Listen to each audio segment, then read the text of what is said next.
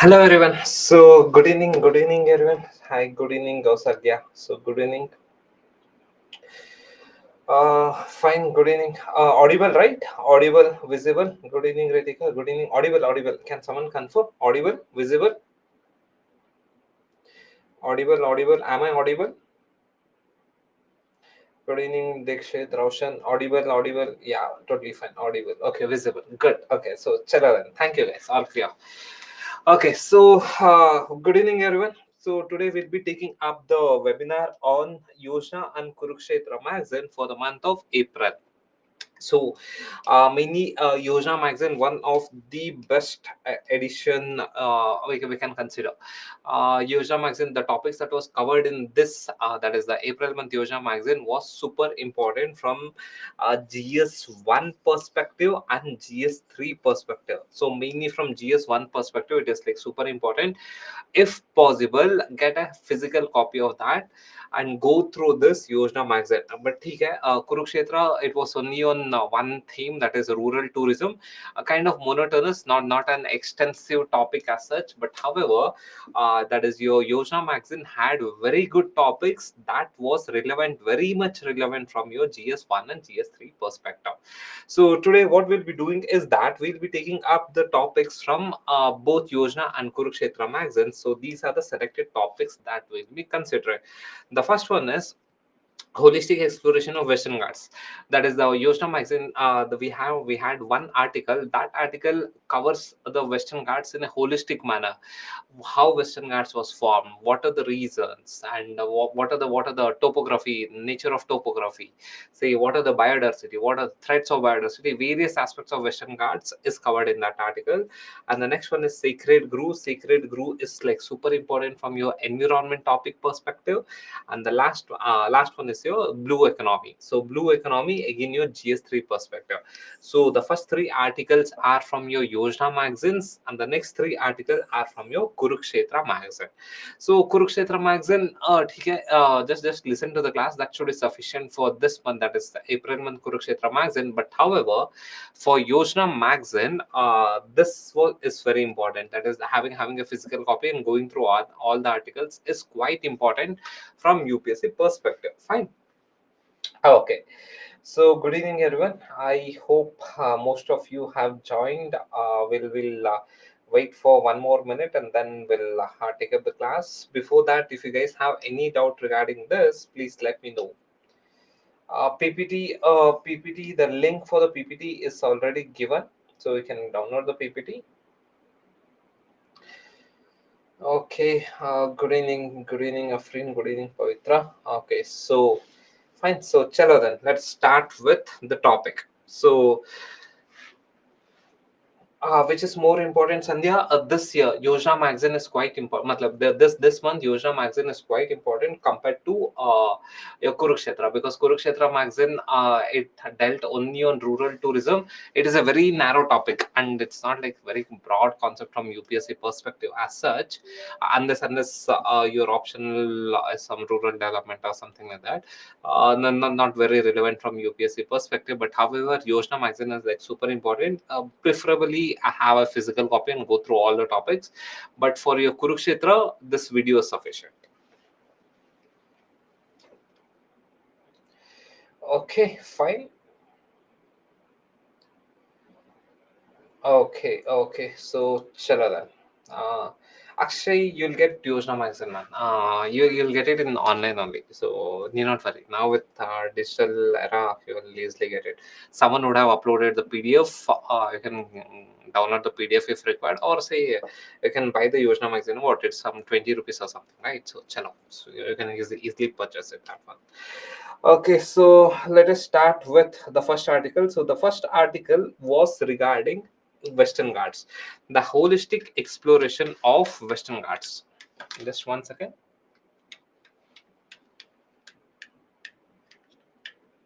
Just a second.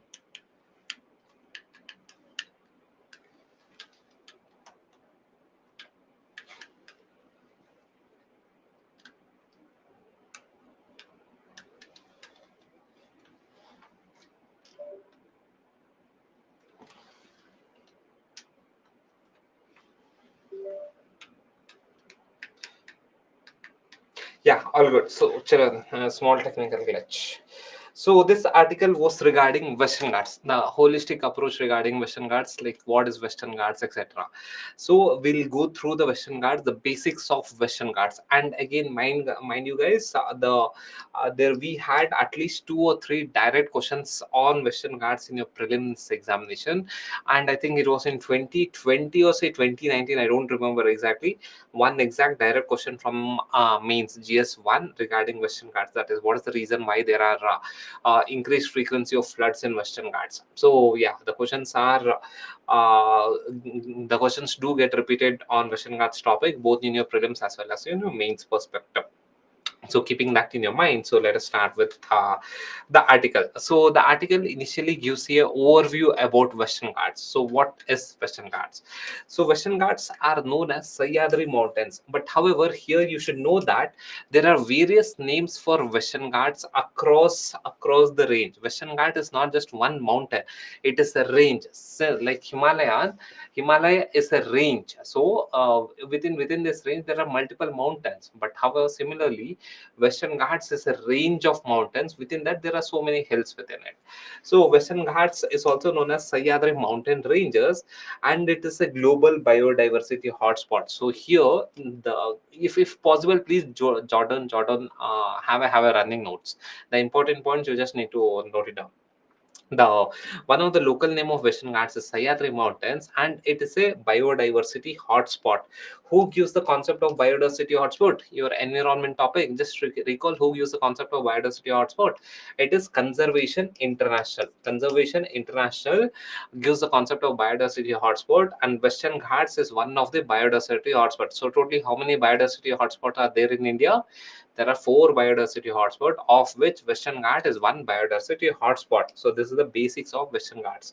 And again, here one important point you have to remember is that Western Ghats has a tag of UNESCO's World Heritage Site. So UNESCO has recognized Western Ghats as a World Heritage Site. So what all you should remember, Western Ghat is a biodiversity hotspot. It is recognized as a World Heritage Site by UNESCO, and it encompasses, that is, Western Ghats spreads across 6 states. Which are the 6 states? Starting from Gujarat till Tamil Nadu. So all the 6 states, Western Ghats passes through all the 6 states. Say starting from say Gujarat, Maharashtra, Goa, Karnataka, Kerala, Tamil Nadu. So totally 6 states and say one UT. So these are the regions through which Western Ghats passes. Fine. And now let us go in detail. So Western Ghats is further subdivided. How Himalayas are divided into three ranges, that is Himadri, Greater Himalayas, and Shivaliks. So similarly, Western Ghats is divided into three regions, or say three different sections. The first one is your Northern Ghats. So this is your Northern Ghats, this is your Central Ghats, and the last one is your Southern Ghats. So again, Western Ghats from north to south is divided into three sections: north, Northern Ghats, Central Ghats, and Southern Ghats. Say Northern Ghats is from say Gujarat till Maharashtra. So this region, that is from Gujarat till Maharashtra, we call it as a Northern Ghats. And Central Ghats is from say Karnataka and parts in Kerala. Not the entire Kerala, entire Karnataka and parts in Kerala. And Southern Ghats represents the remaining section in the Western Ghats. That is, it represents both your Kerala and your Tamil Nadu. So this is the subdivision of Western Ghats. If we further go in detail, that is the nuances in this subdivision. In the Northern Ghats, the mountain ranges are not very tall. The altitude of Northern Ghats, so the altitude is very low in the Northern Ghats. See, in this region, say near your Maharashtra, or say if you're near, if you have visited Pune, so and the region between Mumbai and Pune, so there the altitude is very low compared to your central Ghats as well as your Southern Ghats. Western Ghat is divided into three sections: northern, central, and southern. So the northern part, the altitude is very low. That is, the mountain altitudes is very low. But whereas your central Ghats, so that is your central section, the altitude is very high. So the altitude is very high, and topography is very rugged, in the sense that it peaks, and it peaks a lot. So it is, topography is very rugged. Whereas your southern Ghats, it is moderate. So if you have to consider the altitude level, so in northern Ghat the altitude is low. That is near Maharashtra region, the altitude is low. That is in the border, that is in the central one. Karnataka, Kerala region, the altitude is very high. Again, the altitude gets reduced in the southern Ghats. So this is the subdivision of Western Ghats. Now if you further go inside the topography, or so further understand, further dwell details in the topography, so we can say that the elevation pattern, as we spoke earlier, the average, that is the average elevation is somewhere around to 1200 meters. The average elevation is somewhere around 1200 meters, but however the peaks are somewhere around 2000 meters. And as I told earlier, in the Western Ghats, the northern section of Western Ghats, the altitude is low. But however, the peaks, the highest point in Western Ghats are found in the central region of Western Ghats. So that is where you find this Annamudi. So Annamudi is the highest peak in Western Ghats, and it is located in Kerala. So this lies in the central section. So Annamudi lies in the central section of your Western Ghats. In the northern section of Western Ghats, the altitude is low. In the central section, the altitude is very high. In the southern section, the altitude is moderate. And again, if you consider, say, northern versus southern section, so northern section, the altitude is very low compared to the southern section. So this is the basics about your topography of Western Ghats. And another important point that you have to memorize is that, or say you should know, or say this is fact that you should remember, is that that is your Western Ghats, is not a complete series of mountain. It is not a complete chain of mountain. There are gaps in between the Western Ghats ranges. It is not a complete chain of mountains. There are gaps in between the Western Ghat mountain ranges, and the two prominent gaps are your Palghat and Senkota gap. So this Palghat or Senkota. So what is gaps? See, if this is a mountain range, if we have to consider this is a mountain range, so there are no gaps. This mountain range, say if you consider this is a mountain range, there are no gaps in this mountain range. But however, there will be certain mountains like Western Ghats which will have a lot of gaps in between. So it is not a continuous mountain ranges. So there are gaps in between. So if you see here, this is a continuous mountain range. So there are no gaps in between. But whereas this continue, that is the mountain Western Ghats, there are gaps. That is the gaps interrupt some mountain ranges. The two big gaps in the Western Ghats are Palghat and Senkota gap, and there's also called as a Goa gap, but however it's very small. The important gaps in Western Ghats are Palghat and Senkota gap. Fine. So so these are the major gaps in Western Ghats. Fine. Okay, so these are the major gaps in the Western Ghats, and now we will see the local names that are given to the Western Ghats. So what are the local names that are given to the Western Ghats? The first one is, say, Sahyadri.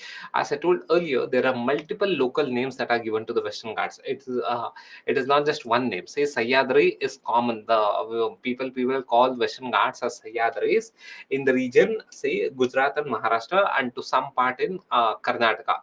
So even say the Malnad in Karnataka, if you're from Karnataka, in same the Malnad region. So along the Malnad region, people do call the Western Ghat as Sahyadri, but however, it is also known as Western Ghats. So in English we call it as Western Ghat, but the local dialect it is called as Sahyadris. That is Gujarat, Maharashtra, to some extent in Karnataka, people address Western Ghat ranges as Sahyadri. So that is one local name, and the next local name is Nilgiri Hills. So which region calls Western Ghats as Nilgiri Hills? It is your Tamil Nadu. So around this Tamil Nadu Kerala region, so Western Ghats is addressed as Nilgiri Hills. So southern part of Western Ghats, that is around your Tamil Nadu, see around your Tamil Nadu Kerala region. So Nilgiris is addressed as Western Ghats is addressed as Nilgiri Hills. And the next one is Sahaya Parvatam. So Sahaya Parvatam, so which region or say which state addresses Western Ghats as Saya Parvatam?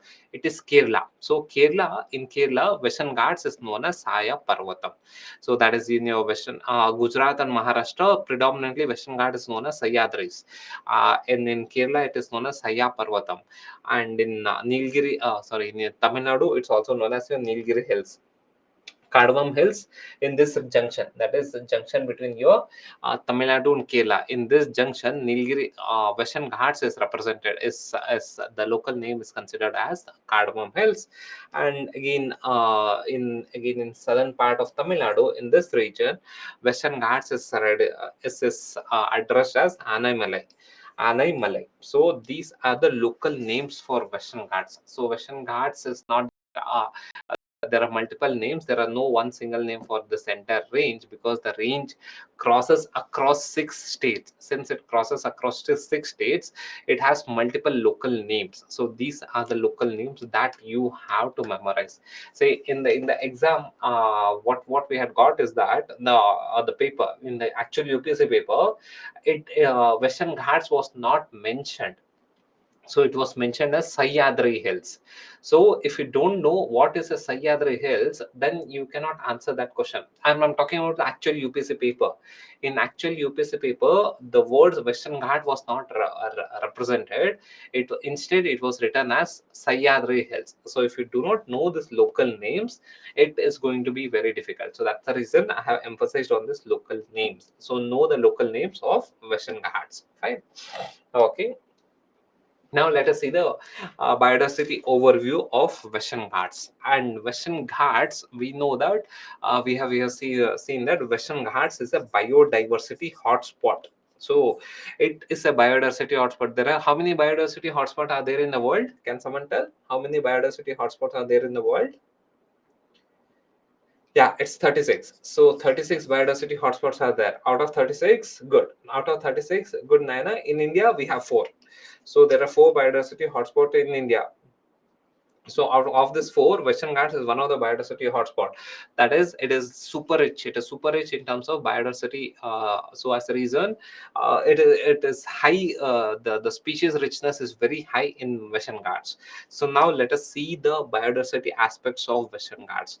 That is endemic species. So Western Ghats has a lot of endemic species. So what do you mean by endemic species? So endemic species, please focus here. So what is the meaning of endemic species? What is pandemic? Across worldwide. So what is endemic? Confined to a geographical region. So endemic species means these are the species that are confined only to one geographical region. It is not found anywhere else in the world. It is only found in that region. Those kind of species are called as your endemic species. And if you have to analyze Western Ghats from the biodiversity lens, we find that over 50 percentage of the species that are there in Western Ghats are endemic. It is not found anywhere else in the world. Forget about in India. Anywhere else in the world, it is not found anywhere else in the world. It's only found in Western Ghats. So Western Ghats is super rich in terms of endemic species. Say over 50 percentage of the trees in Western Ghats are endemic. It means that it is only found in that region. It is only found in Western Ghats. So Western Ghats is like super rich in terms of your endemic species. That is, the species richness is very high regarding endemic species. And secondly, the forest type. So if you have finished your geography, and if you know how the southwest monsoon works, So see here, I'll quickly explain. So this is your southwest monsoon. So one arm of southwest monsoon blows like this. So within a couple of, say, within a couple of weeks, we'll have the southwest monsoon. So just know this, how southwest monsoon works. So southwest monsoon blows like this. That is, one arm of southwest monsoon goes like this. Another arm of southwest monsoon goes like this. So forget about this arm. We are not interested about the arm that goes via your Bay of Bengal. So we are more interested in this Arabian Sea arm. So this southwest monsoon, when it strikes the Western Ghats, so what happens? Please just analyze here, western side of Western Ghats. So analyze western side of Western Ghats. If we consider this is the central line in Western Ghats, the pink one demarcates the central line in Western Ghats. Western side of Western Ghats, that is this region, that is the red region. So the western side of Western Ghats receives a lot of rainfall because the wind that comes from Arabian Sea directly strikes this red point. So that is the western side of Western Ghats receives heavy rainfall. But however, eastern side of Western Ghats, say we'll use another ink, say let us use blue. So this eastern side of Western Ghats doesn't receive adequate rainfall. So western side of Western Ghats receives a lot of rainfall. So that's the reason you'll have all your tropical rainforest, etc., on the western side of Western Ghats. Eastern side of Western Ghats, the rainfall is very low compared to the western side of Western Ghats. So that's the reason in the eastern side of Western Ghats, you will not find dense forest, rather you will find deciduous forest also. So the deciduous forest in the sense that which sheds its leaves. So we find that forest also over there. Fine. So if you see the forest types, or say division of forest, various types of forest, yeah. So, yeah, here if you see here, evergreen forest, where is evergreen forest found? Evergreen forests are found on the western side of Western Ghats, and even your semi evergreen forest is also found in the western side of Western Ghats. A deciduous forest and moist deciduous forest is found in the eastern side of Western Ghats. So forest types, it is not just one type of forest is found in Western Ghats. It ranges from your a tropical evergreen forest, from evergreen forest till deciduous forest. Your thorny forest is not found in Western Ghats. Thorny forest is found in Eastern Ghats. That is, if you see the spectrum of the types of vegetation in forest types, it starts from evergreen forest and goes till thorny forest. So evergreen, semi-evergreen, moist deciduous, dry deciduous, and thorny forest. Except thorny forest. Thorny forest is where which we have this dry kind of forest that is found in Tamil Nadu or say Eastern Ghats. So that is not there. Apart from thorny forest, we have all types of forest in Western Ghats, starting from evergreen forest till your deciduous forest. Right. So it is rich in terms of forest types as well. And now let us see the threats that are that the Western Ghats faces currently. So what are the threats that the Western Ghats faces? And the most important threat is that habitat losses in Western Ghats. So why there is habitat loss in Western Ghats? So what do you mean by habitat loss? So habitat means, so by the way, what is habitat? Habitat means it is a natural place where animals reside. It is a natural place where a species reside. So that is called as habitat. So Western Ghats, there's a immense threat of habitat loss in Western Ghats, and the main reason is deforestation. So deforestation is one of the main reason for habitat loss. So why there is deforestation? So the main reason for deforestation are agricultural land conversion. That is, this Western Ghats is getting converted into agricultural land. That is, people cut this Western Ghats and then cultivate agricultural crops over there. That is one reason. And the second reason is encroachment due to urbanization. So because near Western Ghats, there's a lot of encroachment that is going on. Even today there's a lot of encroachment that is going on. So due to urban activities, there's encroachment. And again, due to mining, Western Ghats has a rich resources, and due to mining activities, Western Ghats, there's a lot of deforestation in Western Ghats.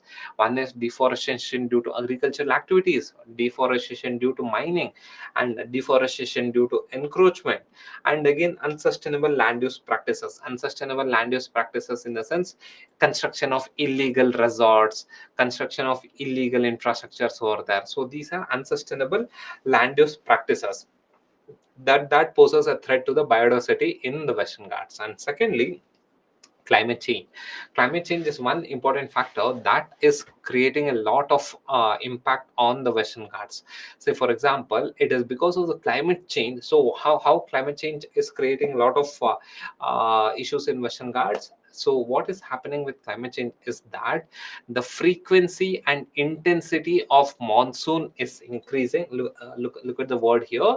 The frequency and intensity of monsoon that is cyclone is increasing. Secondly, the intensity of monsoon rainfall is increasing.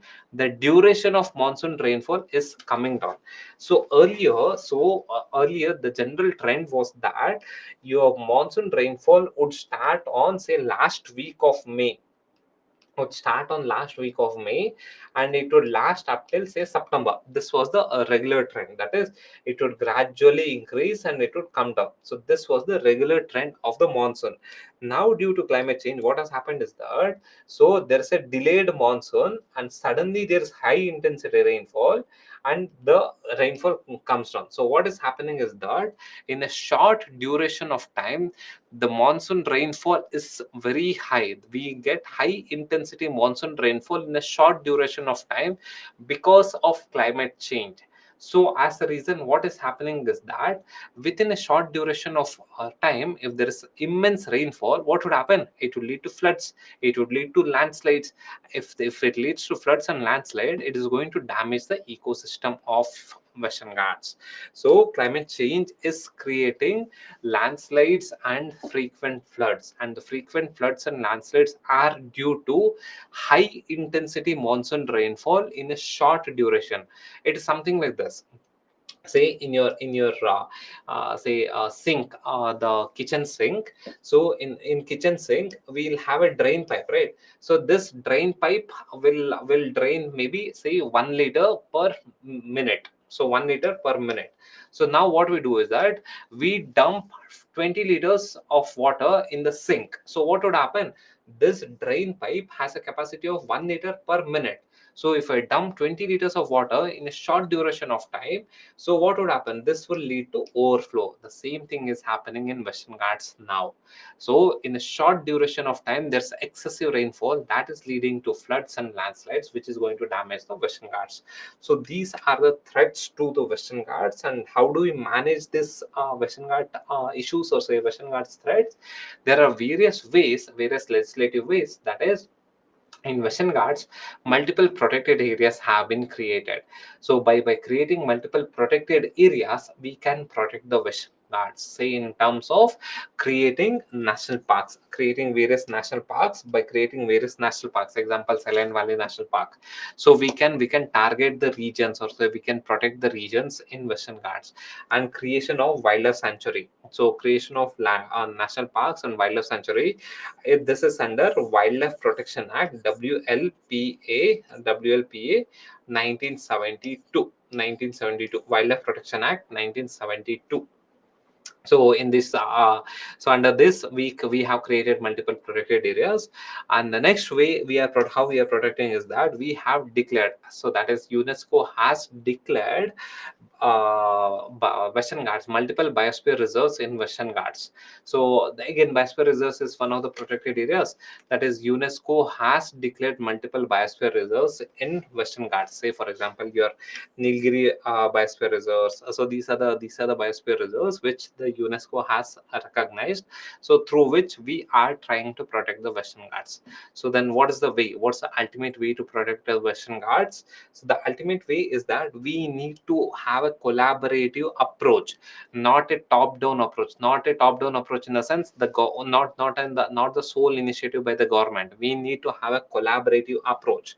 That is, we should involve the government, we should involve the local communities, we should involve the NGOs and the research communities or the research institutions in order to protect the Western Ghats. So this is this is what we have to do it. Fine.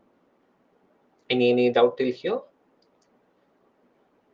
Got it? Okay. So now let us consider this question. So please solve this.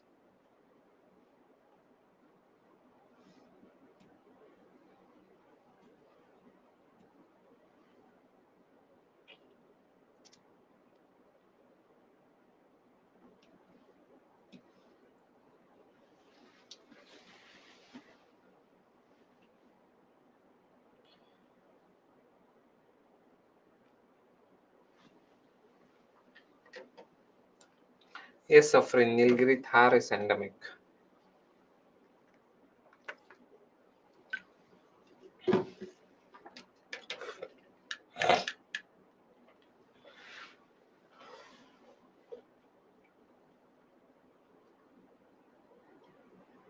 Good. So the answer is A. Western Ghats is designated as UNESCO's World Heritage Site. Chandrasekhar, PPT for Kurukshetra is sufficient for the articles that we are taking for Yojana. That is the 3 articles. This PPT is sufficient. But however, since this edition Yojana magazine is like super important from your GS1 and GS3 perspective, it is preferable or say it is advisable to go through the physical copy. That's the reason, Chandrasekhar, or else it's fine. So yeah.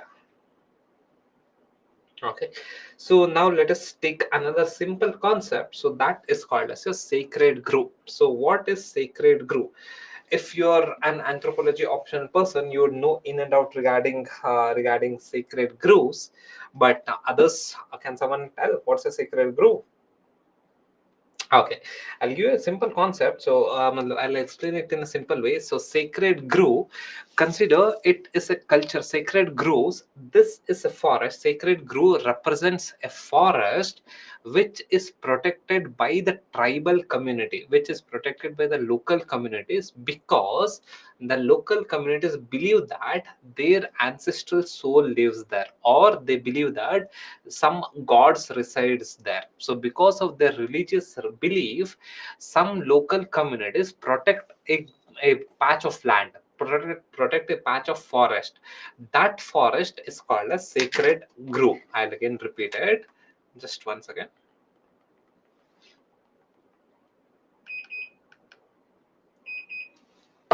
Yeah, sorry. So what is sacred grove? In simple language, understand like this. So you know what's a national park, right? Similar to national parks, sacred grove is one patch of forest. It is a patch of forest. Consider this is a patch of forest. This patch of forest is protected by the tribal community, is protected by the local communities, because these local communities feel that due to religious belief, they feel that either their ancestors soul lives there, or either they believe that some god resides here, or either they believe some supernatural entities reside here. So as a reason, these local communities protect this patch of forest. That patch of forest is called as sacred grove. So in national park, who protects the national park? It is the government. It is the government which protects the national park. But whereas in sacred grove, it is the local communities who protect that patch of forest, because the local communities feel that due to the religious belief, they feel that their ancestor soul resides there, or say some god resides there, or some supernatural elements resides there. Because of that, these local communities try to protect this region. So that concept is called as sacred grove. So how do they protect this region? How do they protect this patch of forest? So they will not allow outsiders. So usually they will not, again, most of the tribal group have their own sacred groves. Most of the tribal group have their own sacred groves, and each tribal maintain their sacred groves in their own manner. and there is no uniform way of managing the tribe sacred groves. Each tribal groups have different ways to protect their sacred groves. So how do they protect their sacred groves? Say few tribal groups will not allow outsiders to enter this region. Few tribal groups will not cut any trees or any forest. Few tribal groups, they will themselves will not enter into that region. So there are various ways through which the localites or say local tribal groups, they take actions to protect this patch of forest. So due to their actions, what happens, this patch of forest gets conserved. So when the outsiders are not allowed, when the trees are not being cut, when the animals are not being killed, so automatically what happens, that region gets preserved. So this concept is called as sacred groves. But however, there are various types of sacred groves, and broadly we can classify sacred groves types into four types. And the first one is temple sacred grove.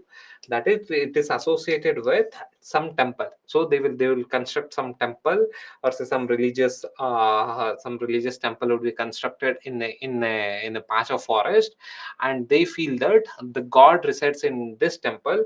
As a reason, the surrounding this temple, no tree should get affected, or say no animals this surrounding this temple should get affected. So this is the temple groves. And we also have traditional sacred groves.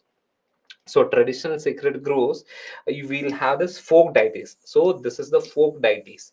So each tribal group, they will have their own folk deities. So if you are from say anthropology optional, you will read something called as a totem. So totem, so for a gs option, for a gs student, consider totem is nothing but some religious belief regarding some deity. So that is your totem. So again, habitation of folk deity. So the tribal groups consider that their folk deity resides in this region. So as a reason, their folk deity resides in this forest land. As a reason, this forest land has to be protected. One is your temple grove, and the next one is traditional sacred grove, and the third one is religious grove. So religious grove is that it is associated with certain specific religion, say Hinduism, Buddhism, Jainism. So it is associated with certain religious group. So that is your religious group. And the next one is, the last type is burial or say cremation group. So this burial or cremation grove, so this is a type of sacred grove where the tribals believe that their ancestors, if they bury here, their ancestors soul resides in this region. So as a reason, no one should affect, or say no one should create any issues in this land, or say no one should damage this patch of forest. So you would have seen this Avatar movie, Avatar 1, not the second one, Avatar 1. So there they feel that their ancestors reside in the tree. Similarly, many tribal groups feel that if they cremate their ancestors in one patch of forest, they feel that their ancestors soul resides in this forest, in this patch of forest. So as a reason, they try to protect this patch of forest. So these are the types of sacred groves. But why sacred grove is very important? What's the reason in the present day and time? So why sacred grove is important? So it has a lot of significance, because we are facing mass deforestation, massive deforestation that's going on, not just in India, across the world. And secondly, there's a climate change. Because of climate change, many forests are getting affected. And because of encroachment, much of the forest area, or say forest cover, is coming down in India. So because of all these reasons, the sacred groves significance gets increased a lot. So now let us understand what are the significance, or the actual significance of sacred grove. That is, it helps in the protection of ecosystem. The most important function of sacred grove is that it helps in the protection of ecosystem. See again here, the cultural, leave aside the cultural values, that is it protects the culture also, that is sacred groves protect the tribal culture. But however, if you see from the environmental perspective, this sacred grove, what does it do? It protects the ecosystem, it preserves the ecosystem, because in sacred groves the tribals, they restrict the human activities in the region. If they restrict the human activities in the region, there is no cutting of trees, there is no killing of animals. As a reason, what happens?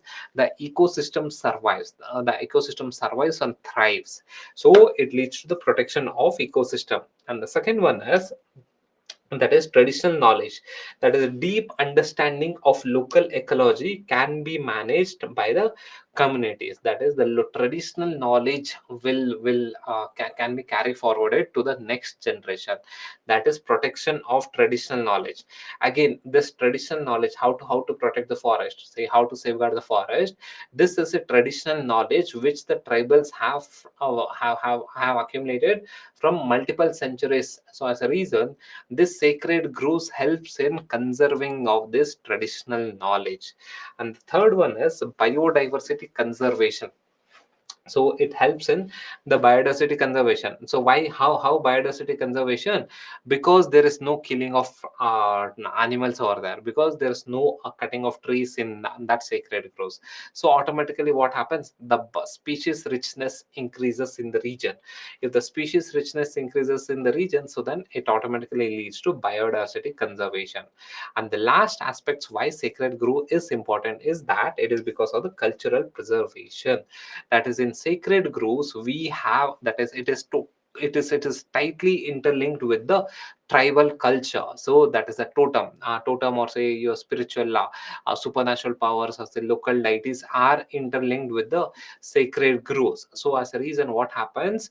So this culture also gets preserved. If you have seen this Kantara movie, the Kannada Kantara movie, so there in that movie, we that is they show all this sacred groves where the local deity resides in a patch of forest. So again, so because of sacred groves, the culture gets preserved. So these are the significance of sacred groves. But however, currently the sacred groves faces a lot of challenges. So what are the challenges that a sacred grove currently faces? The most important challenge that the sacred grove faces is that habitat loss. So due to mindless urbanization, due to mindless encroachment into the forest land by agriculture and infrastructure development, what is happening is that people encroach into the sacred grove. And this is also shown in that Kantara movie, where they go and try to encroach that forest land. So again, that's a sacred grove. So because of urbanization, because of agriculture and infrastructure development, this leads to the encroachment of sacred grove. This sacred grove has been protected by tribals from multiple centuries. Now, due to urbanization, say agriculture and your infrastructure development, the sacred groves is getting encroached. So this is the challenge. And the next one, this results in habitat fragmentation. And the second biggest challenge that the sacred grove is facing is that climate change. So because of climate change, the it has affected the rainfall pattern. So it is leading to various disasters like say floods, frequent forest fires, etc. So because of this extreme weather pattern due to climate change, the sacred groves are getting affected. So it was the tribals, it was the local communities who had preserved this forest for centuries together. Now, due to global warming, what is happening? We have extreme weather events, say extreme drought, extreme floods. So because of that, what's happening? This sacred grove is getting affected. So these are the challenges. And the next important challenge is that cultural degradation. So what is cultural degradation? So due to globalization and due to monetary economy, people are, that is the localites, are not focusing on the tribal culture, rather they are more focusing on money, or say economic value of the region, not the cultural aspects of the sacred forest.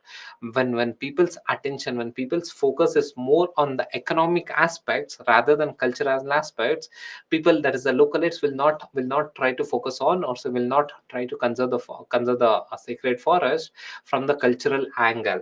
That is, cultural degradation has taken place.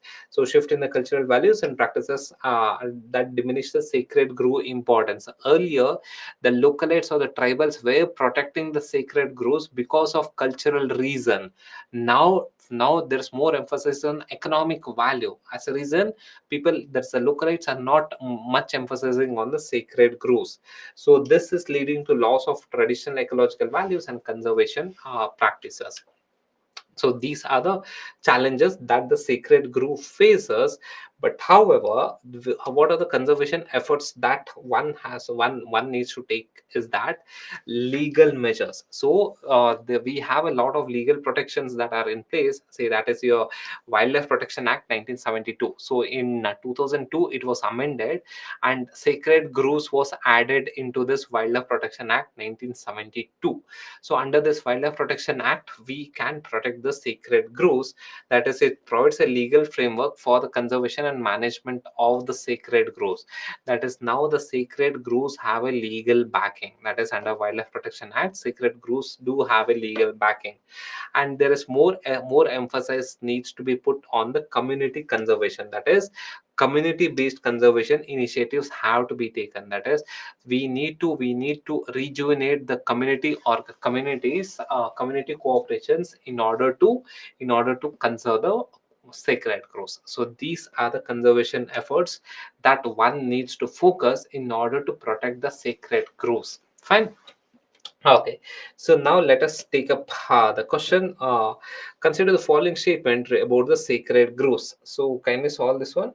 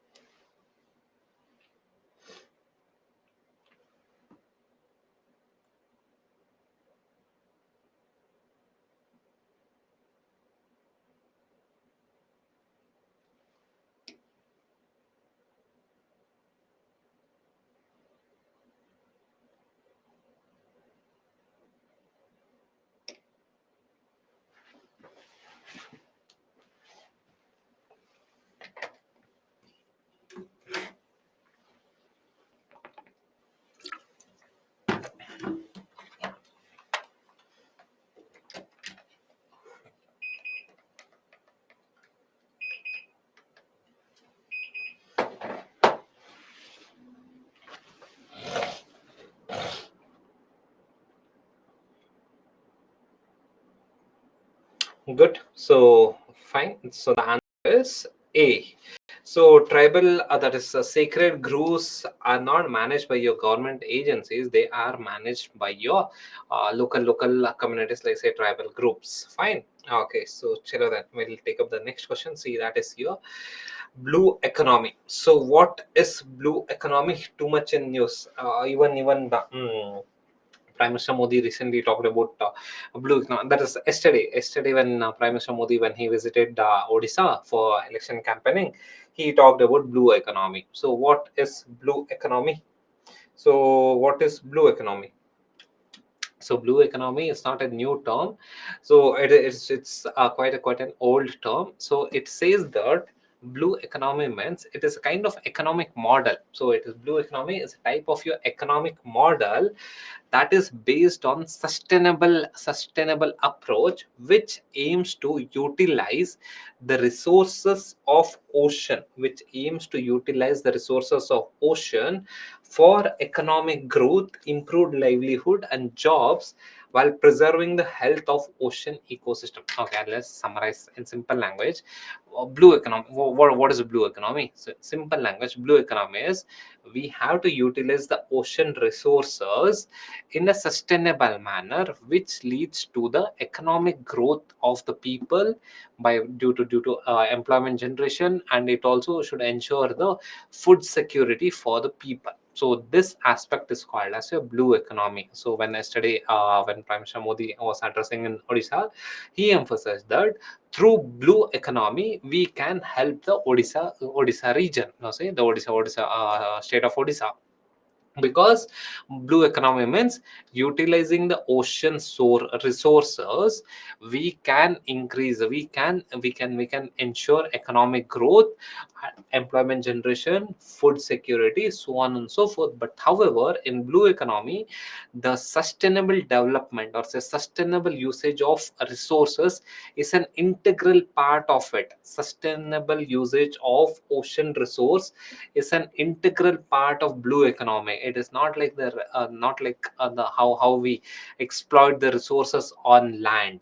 So blue economy is you creating one economic model by utilizing the ocean resources. So that model is called as your blue economy. Like in over continental, we have one economic model where we exploit all the resources that are available on the continent, and that is not a very sustainable model as such. And today we are facing a lot of issues because of that model. But however, in blue economy, it emphasizes on sustainability. That is, do not over exploit the ocean resource, but however utilize the ocean resource in such a way that it is going to provide economic benefits in terms of the job, employment, tourism, so on and so forth. At the same time, it's going to help you in food security. So this model is called as your blue economy. So now blue economy is quite important from India's perspective. So why blue economy is very important from India's perspective is that India has an extensive, very extensive coastal line. So what's the length of India's coastline? So it is somewhere around 1,500, sorry, 7,500 kilometer. So approx 7,500 kilometer. Approx 1,500 kilometer, 7,500 kilometer is our coastal line, and our EEZ, that is exclusive economic zone. So exclusive economic zone, this is the exclusive economic zone. So this is exclusive economic zone. So in this exclusive economic zone, India can take all the resources. India can exploit all the natural resources that are there in this exclusive economic zone. Beyond this exclusive economic zone, what do we call? We call it as high seas. So we call this as high seas. So in high seas, India doesn't have any right. So if we have to exploit, if we have to mine in the high seas, we need to get the permission from International Seabed Authority, ISA, International Seabed Authority.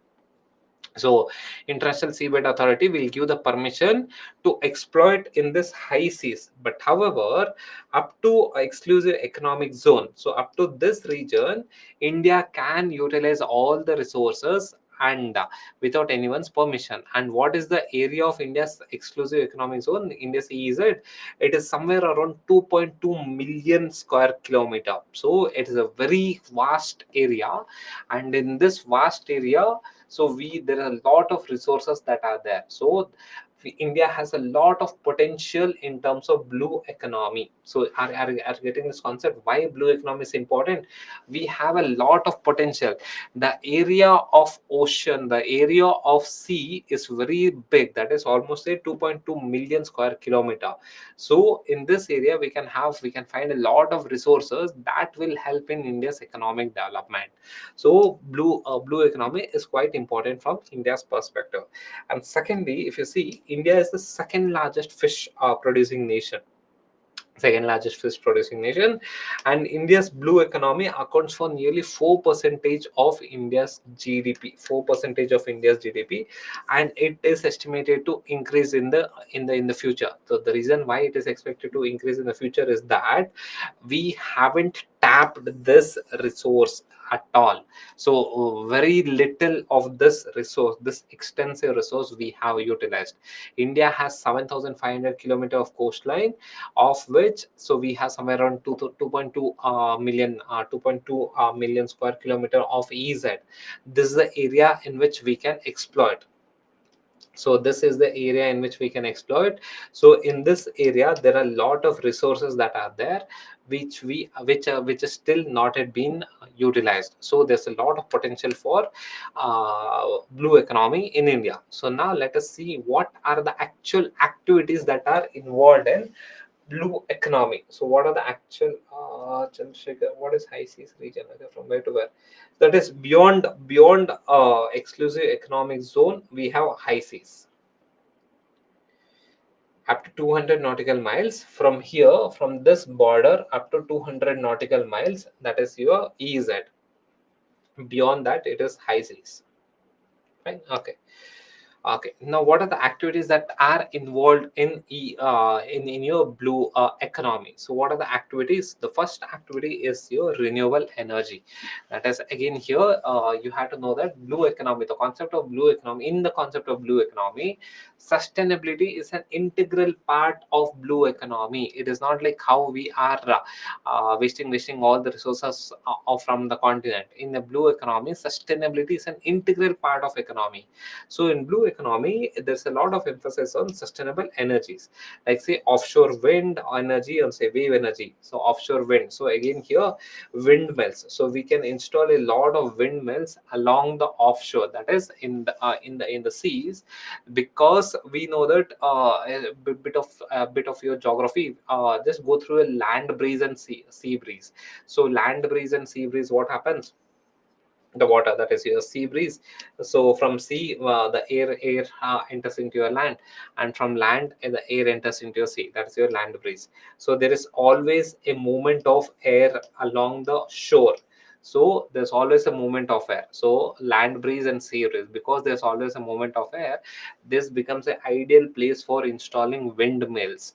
So along the coastline, along the shore, we can install windmills. So that is one activities of blue economy. And wave energy. See, along the coast we have waves. So waves are common. 24/7 we'll get waves. So as a reason, using wave energy and using wind energy, we can generate the renewable energy. And secondly, fisheries.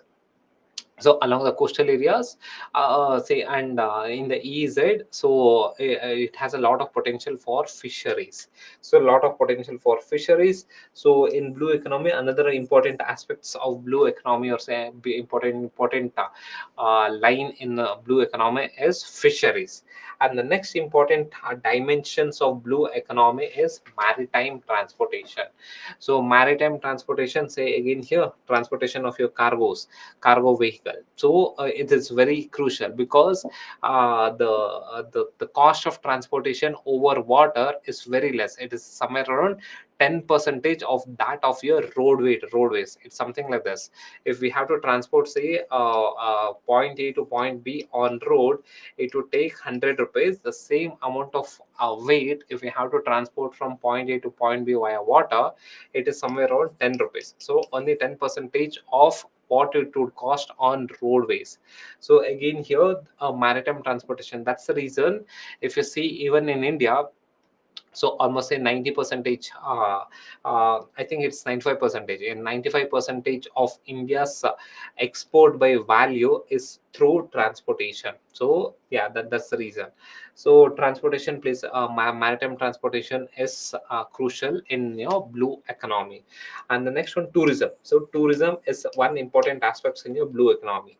So maritime transportation and tourism. So tourism, coastal tourism.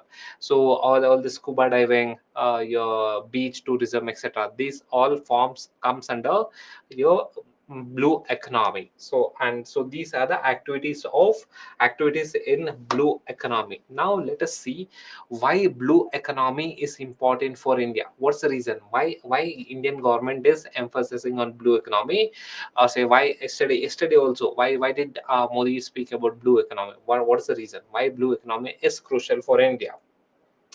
It is crucial for India due to various aspects. The first one is economic benefits. That is blue economy. So there are various activities in blue economy. What are the activities in blue economy? That is renewable energy, fishery, tourism, maritime transportation. These are the major activities in blue economy. But however, yeah, I think one aspect that we have missed out here is that mining. So mining is also mining, that is, there are a lot of mine and there are a lot of minerals in the ocean or in the seas. Mining is one aspect that we have missed out. So another activity of activities in blue economy is mining.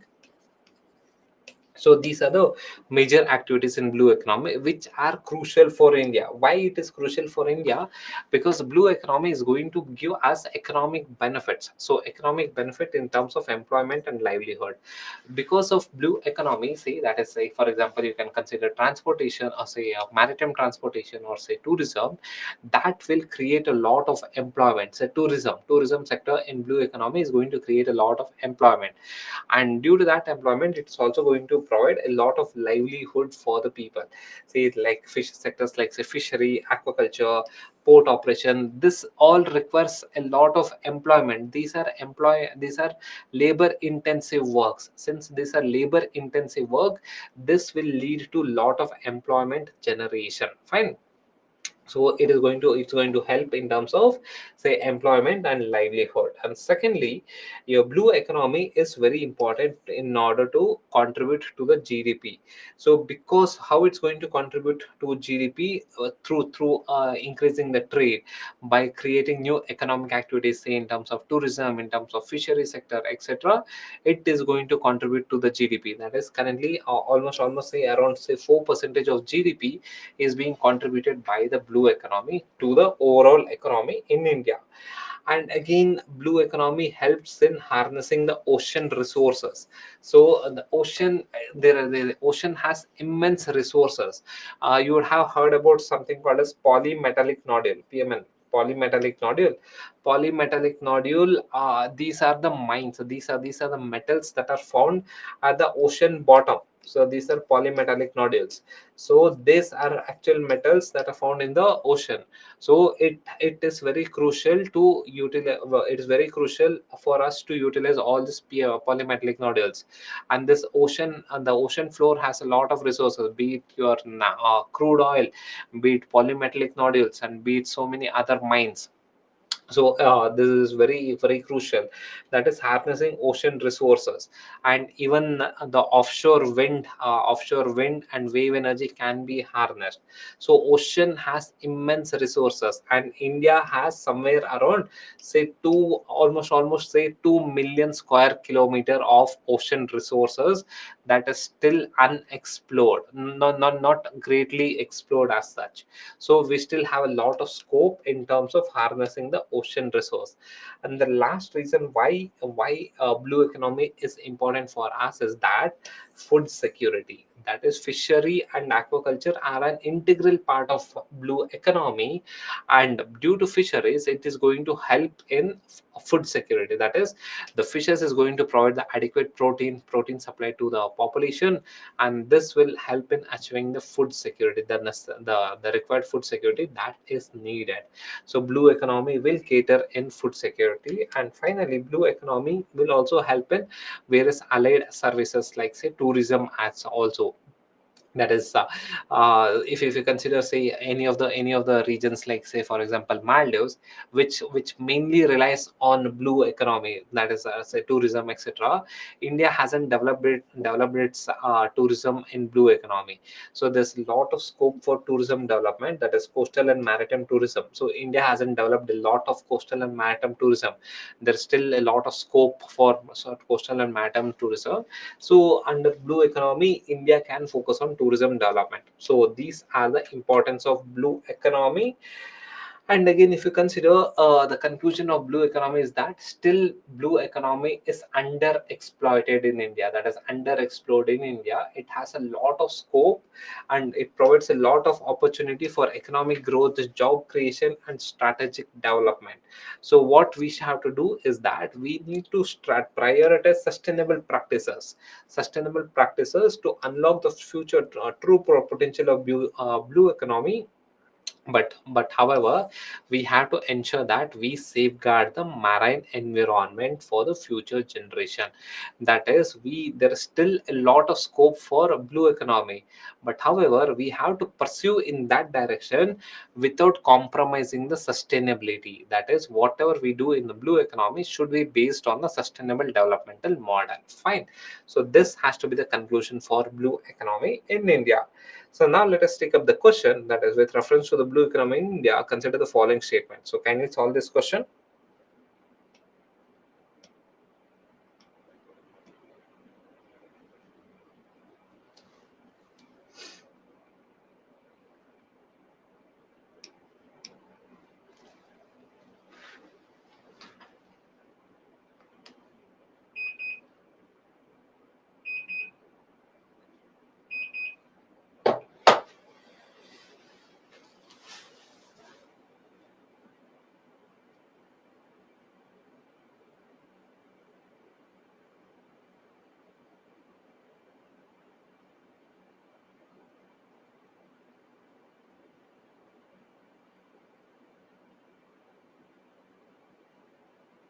Fine. So the answer is C. Got it? Okay. Okay. So now let us take up the topics from Kurukshetra magazine. So again here, it was pretty much monotonous, guys. Let me be very frank. This edition, that's the April edition, Kurukshetra magazine, was very much monotonous. The entire book was speaking on rural tourism from UPSCC. If your optional is say rural development, etc., then it is fine. But however, from if we speak completely from UPSC perspective, not much relevant from UPSC perspective. Only few articles. Again here, don't consider all this Yojana magazine and Kurukshetra magazine as some super important book like say Lakshmikant. You need not do cover to cover in say Yojana and Kurukshetra magazine. So the classic example is this April month Kurukshetra magazine, where the entire topic was dealing with rural tourism. Very simple topic, but however, they have gone too much in detail regarding rural tourism. That is not important from your GS perspective. But however, what we'll do is that I have read all the articles that are there in Yojana, that is there in the Kurukshetra magazine, and try to incorporate all the important topics in these three sub topics that we have taken. So there was somewhere around 8 topics are there. This 8 topics, what we did is that we analyzed all these 8 topics, summarized, and put this all these 8 topics into three different categories. So more or less, this three articles that we'll be discussing, that will summarize your entire Kurukshetra magazine. Fine. So you need again here for Kurukshetra magazine, you need not go and read the physical Kurukshetra magazine or say the entire PDF of this Kurukshetra rural tourism Kurukshetra magazine. Not very important as such. Fine. Okay. So now let us start with the first topic. Say that is your rural tourism. So what is rural tourism? So rural tourism, the concept of rural tourism in India is quite new. It's not something very old as such. It's relatively new. So relatively new in the sense it is just some 15 years old concept. The emphasis on rural tourism in India took place only in the say only in the 11th 5 year plan. So only in the 11th 5 year plan we emphasized on rural tourism. Say somewhere around 2007 2008, during this period we emphasized on rural tourism. Before that, the concept of rural tourism was not even there in India, so it's a relatively new concept. So, by the way, what is rural tourism? As the name suggests, rural tourism means refers to the travel experience that showcases or that highlights the cultural heritage, the lifestyle, the tradition, and the natural beauty of rural area. In simple language, rural tourism means it's a tourism experience where people can witness the cultural lifestyle of a rural area. It's something like this. Adventure tourism, you go into the forest and you have that adventure, you have that adrenaline rush, so that is your adventure tourism. Whereas in rural tourism, it deals with showcasing the rural values, that is the rural lifestyle, to the people. So that is called as a rural tourism. Again, here another name of rural tourism is village tourism. Both are one and the same. That is, your rural tourism and village tourism is one and the same. Don't get confused. Fine. Rural tourism and village tourism. And the concept of rural tourism, that is showing the culture of the actual rural area. So by highlighting the culture, say how crops are cultivated, how people stay, that is what is the culture over here. I think how people indulge in transportation. So all this showcasing all the actual way of life, or say actual lifestyle in rural area. So that is called as a rural tourism. And as I told earlier, rural tourism is not something new to is not something very old. It's a new concept, pretty new concept in India. It was introduced, say, somewhere in 2007 2008. In this period, that is a tourism department focused on this aspect, that is rural tourism. Before that, the Ministry of Tourism did not focus on this aspect, that is rural tourism. So but why did government of India emphasize on rural tourism? What is the reason? Why did government of India emphasize on rural tourism?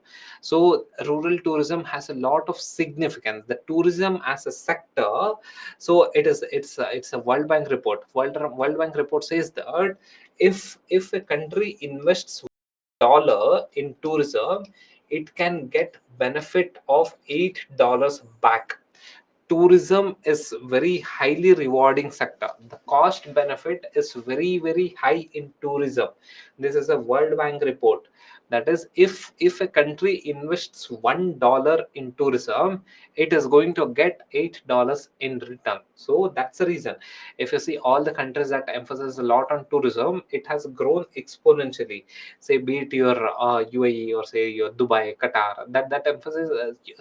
Dubai is a classic example where tourism is driving the region.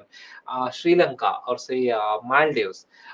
So all these regions which emphasize a lot on tourism. Switzerland, classic example is Switzerland, which emphasizes a lot on tourism. That is, even the World Bank report says that if you invest $1 in tourism sector, you are going to get $8 in return. So that's the reason why in post 2007, rural tourism was emphasized. So now let us see why rural tourism was focused. It was because it was the significance of rural tourism. That is, due to rural tourism, there is a lot of economic benefits to the rural area. And we know that rural area is not, it's not highly developed compared to urban region in India. But however, in order to increase the economic development in rural area, the rural tourism was pushed by the government of India. So government of India pushed rural India, that is rural tourism, because it had a lot of economic benefits. So that is income generation, like a lot of income generation. How a lot of income generation? Because when tourists go and reside in rural area, what would happen? They will settle in some homestay kind of a thing. So that will lead to economic generation. They will eat in some other hotels in rural area, or some other places in rural area. That will lead to income generation. And again, rural tourism will also focus on job creation. New jobs would be created, say in terms of tourist guides, in terms of say drivers, in terms of various other jobs would be created because of this tourism. And third one is that entrepreneurship would get developed. How entrepreneurship? If there's an increase in rural tourism, what would happen? People would start constructing these kind of homestays. People would start some pickle industries where they could sell their products to the tourist people. That is, the rural people would start indulging in some art work, or say some handicraft work, so that they could sell it to the tourist. That is, it is going to create a lot of entrepreneurship. It is going to create income. It is going to increase the income generation, and finally it's going to create jobs as well. So these are the factors through which people that is a rural area will have economic benefits. And the second reason why the government of India, the main reason why government of India is pushing for rural tourism is because of economic benefits. And the second advantage that we get because of rural tourism is that social and cultural upliftment. How social and cultural upliftment? Preservation of tradition. So all this tradition, when the reason why rural tourism is taking place is that people want to see the tradition, rural way of life. When people come to rural area to see the rural way of life, what would people do then? What would the rural people do? They will preserve that culture. If they preserve that culture, it is going to attract more tourism. So what does rural tourism do? So it is going to help in preservation of the tradition. So it is this tradition that is attracting the tourist. So if the rural people know that it is because of this tradition, tourist people are getting attracted, the rural people, what they will do? They will preserve this tradition. Say in terms of painting, say Warli painting or say Madhubani painting. So that has a lot of tourism. So this Warli painting, the Warli wall painting, that attracts a lot of tourists in Maharashtra. So if this Warli wall painting attracts a lot of tourists in Maharashtra, what will the rural people will do? They will preserve that culture. So they will preserve that tradition. And secondly, it is going to empower the women. So how it is going to empower the women? Because it is going to create income, or say it is going to increase the income for women. So the women will get alternative employment, or say alternative jobs. Through that, it is going to employ the women. And third one is infrastructure gets improved. Because if the tourist across the world, or say across India, if they visit any rural area, so automatically what would happen? The rural people would start creating good infrastructure, good civic facilities, say in terms of, say, washroom, in terms of water facilities, in terms of good road, etc. So that will improve the infrastructure in the rural area. So these are the significance of promoting rural area. The main important reason why the government of India is pushing for rural tourism is that your economic benefits. There's a lot of economic benefits, so that's the reason. And the secondary is this cultural preservation. But however, rural tourism does have some challenges. So it's not very easy for government of India to push rural tourism. There are a lot of challenges to push rural tourism. So what are the challenges for this rural tourism? The first important challenge is that infrastructure constraint. That is, in rural area there is no adequate infrastructure. Because of lack of adequate infrastructure, the rural areas is not able to attract the tourist. That is limited connectivity. There's no proper connectivity, no proper transportation facilities, no proper roads. So because of that, people, that is a rural area, is not attracting and is not attracting the tourists. So there are famous rural areas in northeast that has unique culture in itself.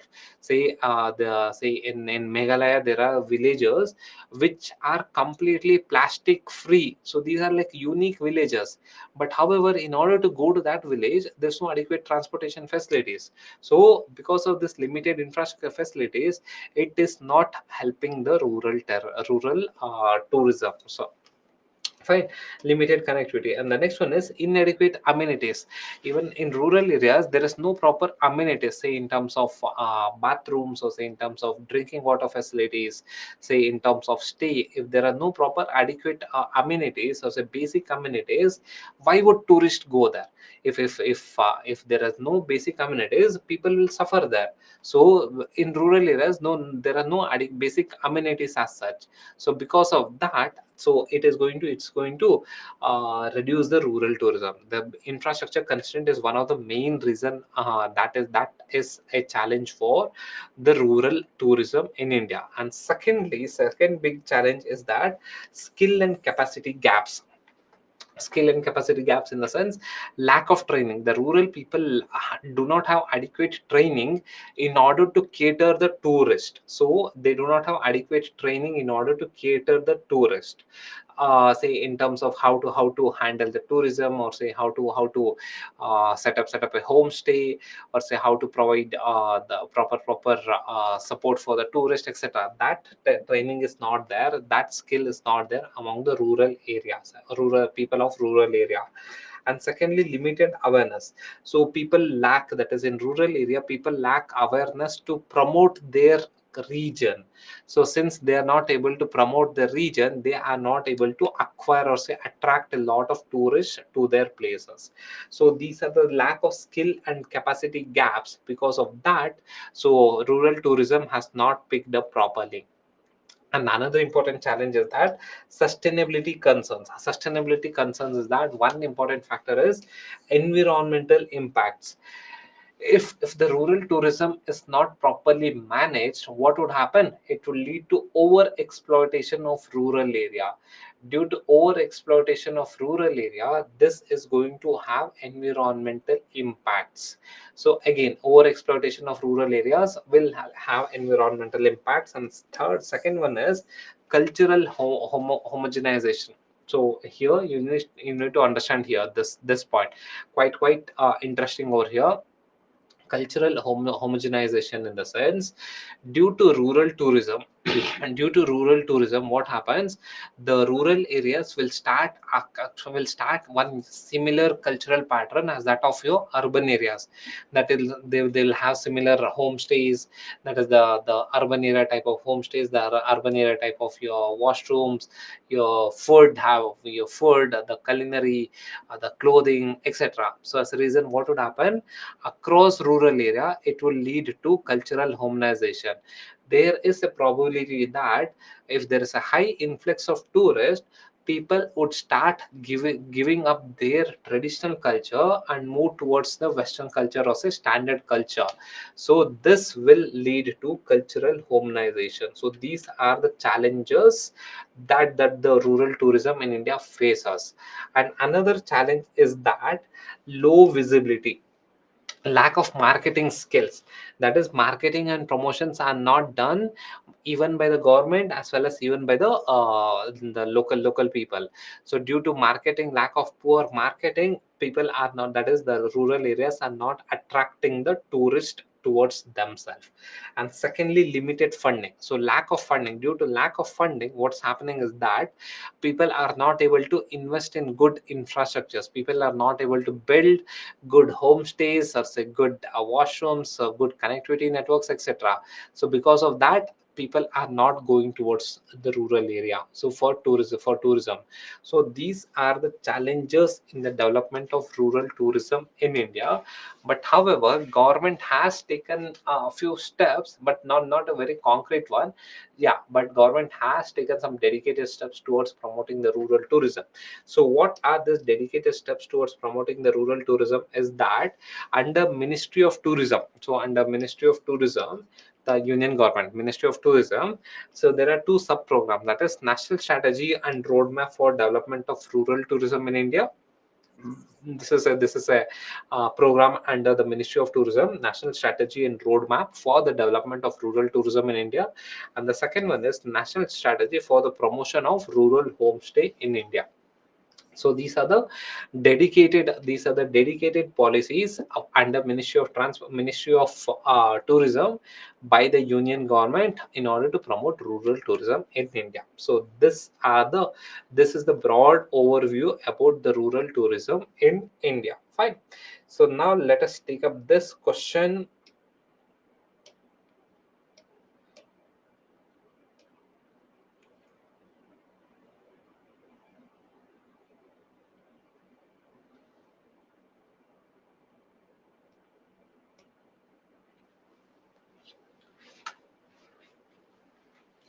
Yeah, good. Language barrier. Good, good, good.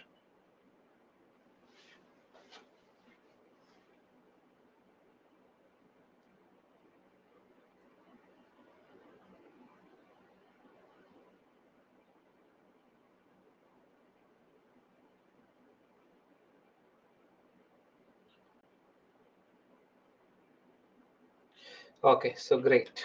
Good. Fine. Okay. So let us go to the next article. It's a simple one. So, amenitization of rural India for nature tourism. So, it's very simple article. Very small article. Amenitization of rural India for the nature tourism. So, what is this amenitization of rural India for nature tourism? So let us see the basics about it. Amenitization. So what is amenitization? In the sense, amenitization means it is a process that creates enabling environment in the rural area that is going to attract the tourism.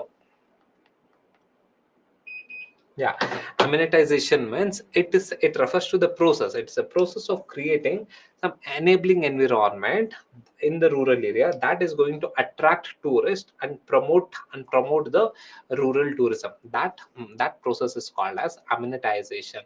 Whereas urban areas, if you consider urban area, whenever you hear the word tourism, it's usually linked with some urban areas.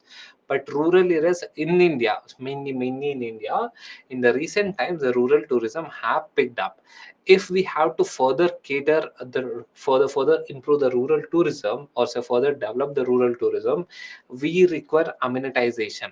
So what is amenitization? Amenitization is a process of creating enabling environment, or say creating enabling environment in the rural area that will attract the tourist to the rural areas. So that process is called as amenitization. Say in terms of, say, construction of good roadways, providing good mobile networks, ensuring street lights, homestays, water supply, ACs, etc. All these things are nothing but your amenitization. So this process is called as amenitization. It's a very simple article. You just need to understand this amenitization. Fine. So if you consider the basics, that is, rural India is a custodian of nature. So all the nature is in rural area, whereas in urban area, it's we cannot call it 100% natural. It's kind of man-made. It's kind of considered as a concrete jungle. But whereas in rural area, we can feel the actual nature, or say actual natural things. That is, rural areas typically have abundant natural resources, including forest, rivers, wildlife, so on and so forth. However, rapid urbanization is currently affecting the rural India. That is, it's currently affecting the rural India. But however, through amenitization process, we can promote the rural tourism. So now let us see what exactly that is. We'll further go in detail regarding the categories of amenities that are provided under amenitization process. That is, amenitization as a process enhances rural tourism infrastructure and services in order to attract the tourists. Now let us go in detail regarding the categories of amenities that are provided under amenitization process. The first one is affirmatory, supportive, and the next one, last one, is value addition. So what is this affirmatory amenities? So this affirmatory amenities deals with providing the essential amenities for rural tourism. What are the essential amenities? Say, be it in terms of your water supply, mobile network, homestays. So these sanitation, healthcare facilities, these are the essential amenities that has to be there in a rural area in order to attract the tourism in rural area. Those kind of amenities are called as affirmatory amenities. Getting it? Affirmatory amenities means these are the essential amenities that are needed in rural area in order to attract the tourist. So what are these essential amenities? Water supply, mobile towers, electricity, homestays, washrooms, healthcare, basic healthcare facilities, etc. So these are the amenities. These are the essential amenities. That is known as your affirmatory amenities. Now let us see the supportive amenities. What do you mean by supportive amenities over here? So supportive amenities in the sense a tourist friendly, and we're creating a tourist friendly environment. Say creating how creating a tourist friendly environment, say in terms of digital services or transportation options. Say having shops, or say ATM shops, that is going to enhance the tourist experience. Supportive amenities is next level of your affirmatory amenities. Affirmatory amenities are essential, basic essential services that are supposed to be there. But whereas your supportive amenities is, that is good to have, that is good to have amenities. The basic amenities are your affirmatory amenities, and supportive amenities are your good to have amenities, say in terms of shops, in terms of ATMs, in terms of Wi-Fi, etc. So these are your good to have amenities. So that is going to create a tourist friendly environment. So environment essentials. And the last one is value adding amenities. So what is this value adding amenities? Is that we have to provide, that is training to the localites regarding say hospitality training, or say promotion of local arts and crafts, culinary experience, or say wellness activities. So this value added training should be provided to the localites, to the rural people, so that they will enhance the tourist experience and the folk culture. They will enhance the tourist experience. When the localites are given proper training in terms of hospitality, that is how to treat the tourist, how to welcome the tourist, how to greet the tourist, etc. So what would happen? It would enhance the tourist experience. That is the value adding amenities, in the sense, it whatever the amenities that are there, what are the resources that are there in rural area, we are going to add some value to it, say in terms of by providing some training to the rural people, or say by promoting the local arts. So this is known as your value adding amenities. And so further, in order to promote the tourism in India broadly, there are two important programs by the Ministry of Tourism. And the first one is Swadesh Darshan scheme. So this Swadesh Darshan scheme is regarding the it has multiple tourist circuits along in the scheme. There are somewhere around 15 tourist circuits. So that is going to promote the rural regions. That is Swadesh Darshan scheme. And the next one is Prasad scheme. So in this Prasad scheme, what happens is that the religious places are being promoted for tourism. So these are the broad two schemes under the Ministry of Tourism that is going to promote the tourism in India. Fine. So this is a very small article regarding the amenitization. That is, what are the basic amenities? What are the amenities that will enhance the rural tourism in India? Fine. Okay. So now let us take the last article of the day. So last article of the day. Yeah. Any doubts here? Okay. Fine. Okay, so the last article of the day is different hues of rural tourism. So there are different types of rural tourism. Within rural tourism, there are different aspects, and you should know here that all rural areas in India are not the same. They are different. Say in a tribal area, it is completely different. In a tribal region, the rural part would be completely different. Whereas in north we'll have a different type of rural area, whereas in south we'll have a different type of rural area. So rural areas are completely different across India. So there are different hues.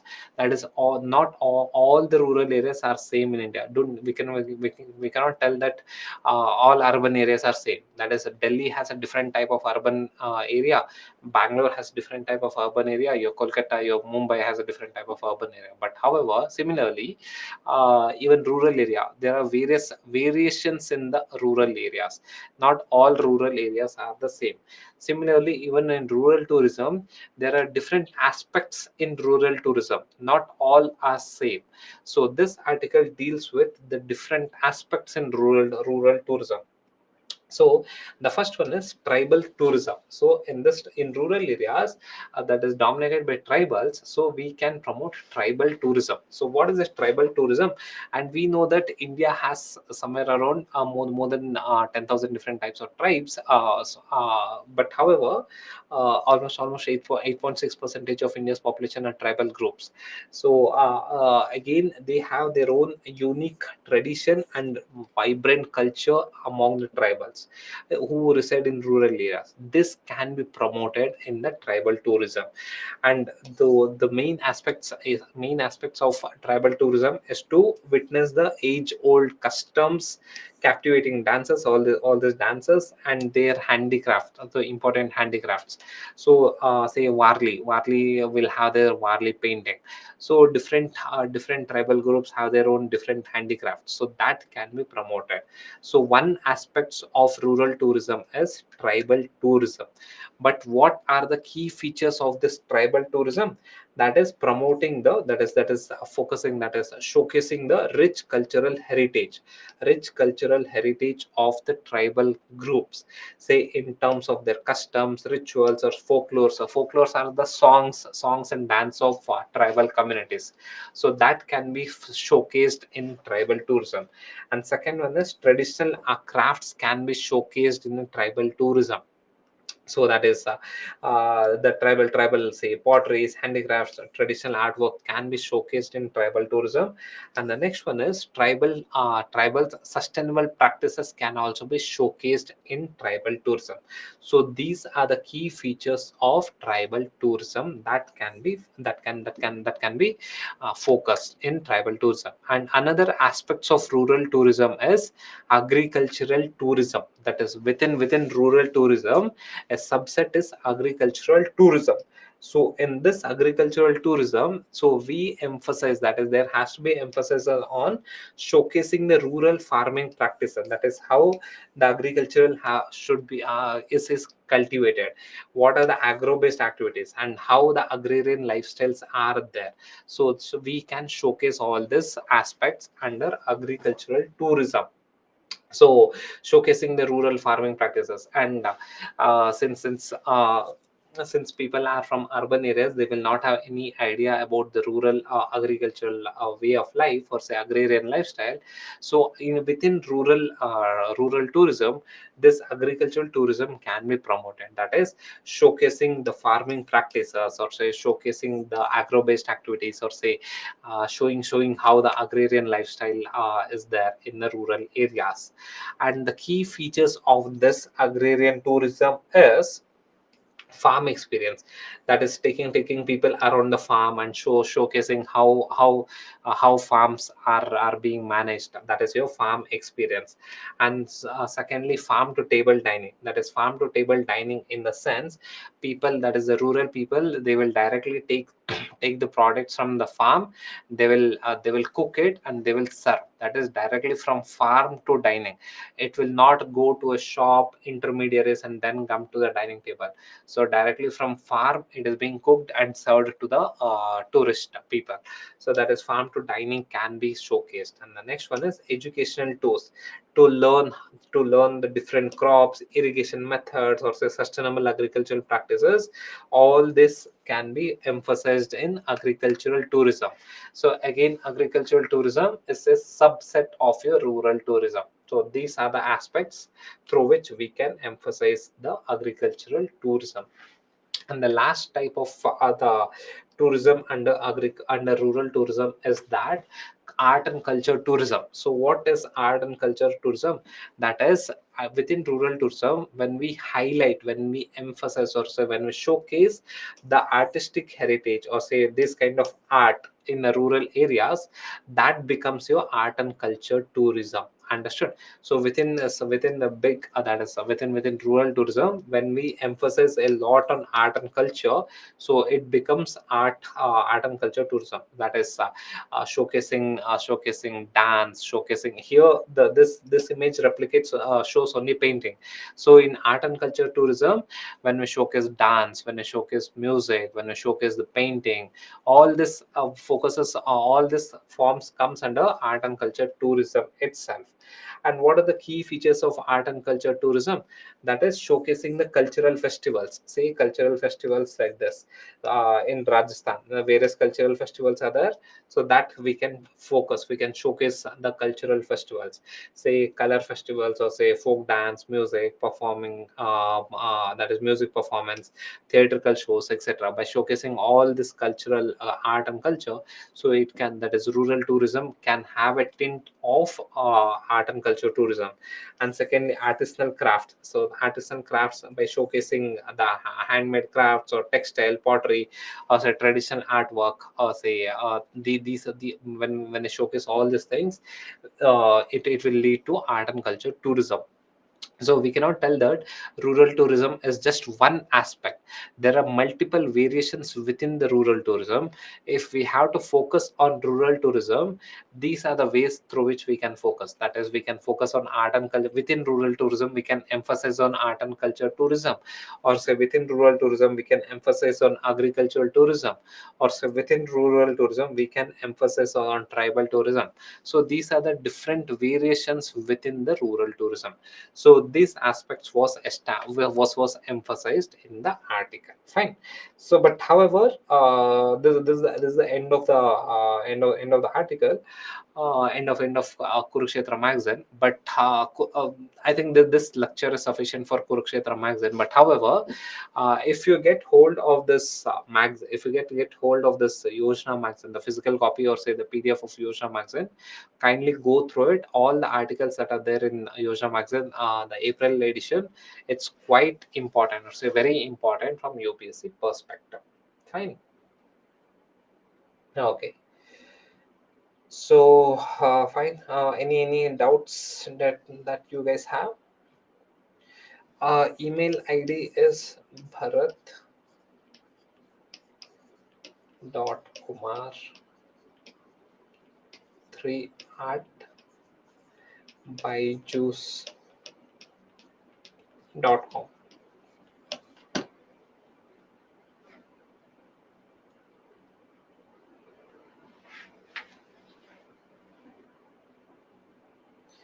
Okay, Dikshit. See you in the morning. Okay, fine. Okay, okay, Prabhat.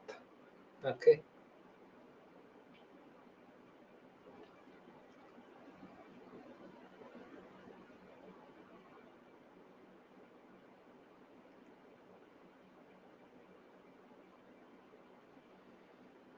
Okay, so for prelims, for prelims, revision is quite important, Shivani. So the things that you memorize, that is the things that you forget a lot, you have to revise. So the volatile things like say art and culture, which is very volatile. So those kind of things you have to memorize.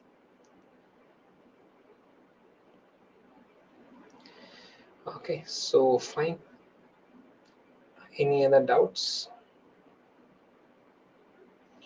I have a technical problem in my tablet. Sanskriti, I do not know about the technical issues. Tomorrow morning, we'll do India Afghanistan. Yeah, India. Yeah, we'll finish off India Afghanistan,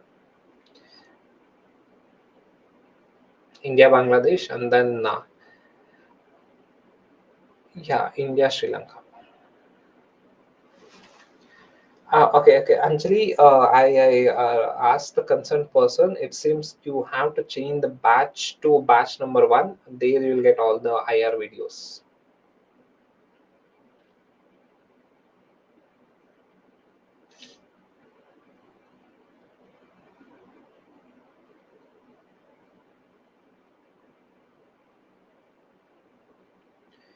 Fine. Okay. So, chalo then.